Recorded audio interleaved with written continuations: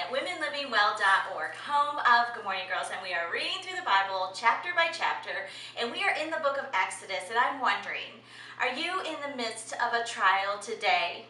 Or maybe even you feel like you've been going from trial to trial to trial, and you're just thinking, God, can you give me a break, please? In desperation, you're saying, God, please give me a respite. I need this to end. And yet you're in it. You're in the midst of that right now. I believe that if we pulled out a piece of paper and we listed all the trials that we've gone through over the last 10 years and how God brought us through and what He did, that we would see that we have a God that has brought us so far. And He's not going to stop now. He is going to continue for the rest of your life to be there for you. And we would take great strength from what we've seen God already do.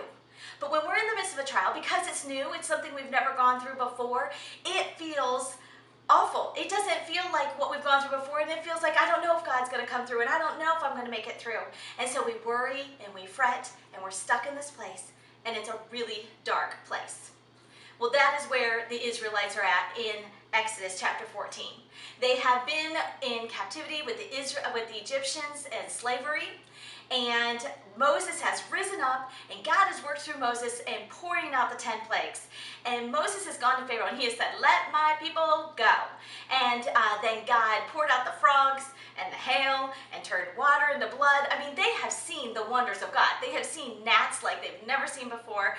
And then there was the death angel that passed over the houses of the Israelites because of the blood of the lamb.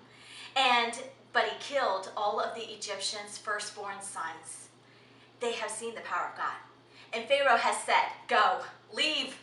So the Israelites, they're almost free. They are almost delivered. Yes, they have faced trial after trial after trial, but they have also seen great hope. They have seen the wonders of their God.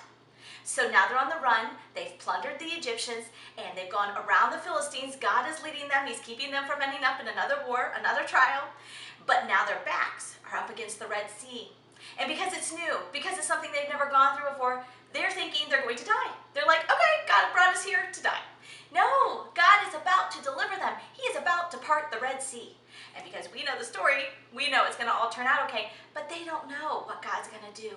And they begin to cry out to Moses, and they say it would have just been better if we stayed back in Egypt, because that is the known. They kind of just want to go back to what they knew, even though it was tons of trials there. They weren't happy there. And so we see in Exodus 14, verse 13, Moses said to the people, fear not, stand firm and see the salvation of the Lord. He says, stop, do not give way to fear. And then he says in verse 14, the Lord will fight for you, and you have only to be silent. Be silent. What happens when they're in the midst of trials? I know for me, I email my parents, I call my friends, or I Facebook message them. I'm not silent. I talk to those I love, and I don't think there's anything wrong with going to people who are close to us and asking them for prayer. But when that prayer turns into complaining, turns into desperation and anger, when it turns into, God, what are you doing?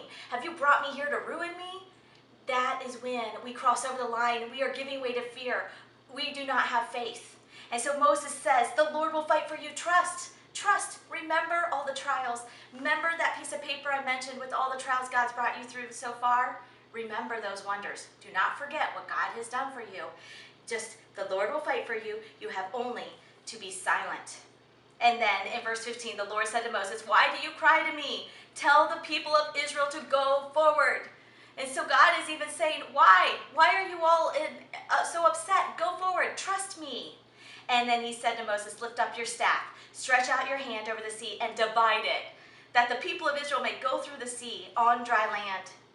And then God says why he's brought them through this trial. He says that I will harden the hearts of the Egyptians, so they shall go in after them, and I will get the glory over Pharaoh and all his hosts and his chariots and his horsemen.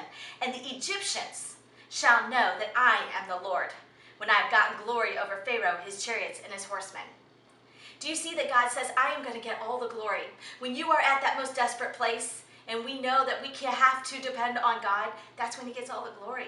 Because we couldn't get ourselves out of the trouble. We couldn't release ourselves. Only God can do that. And we see that's not just the Israelites that he's trying to be glorified with his own children glorifying him, but he says the Egyptians, the people who are not my children, I am going to get the glory. I want you to remember today, as you are in the different trials that you're facing, that in the midst of it, that we have a God that fights for you. He will fight for you. He loves you. You are his child. He will bring you through like he has before. You need to be silent, and you need to trust, and you need to not give way to fear, and wait and watch for deliverance is coming. And it may not come in the way that you imagine it to come. Trust me, they did not think that the Red Sea was going to be parting. And so wait and watch and see. And then when God does deliver you, do not forget to give him all the glory and walk with the King.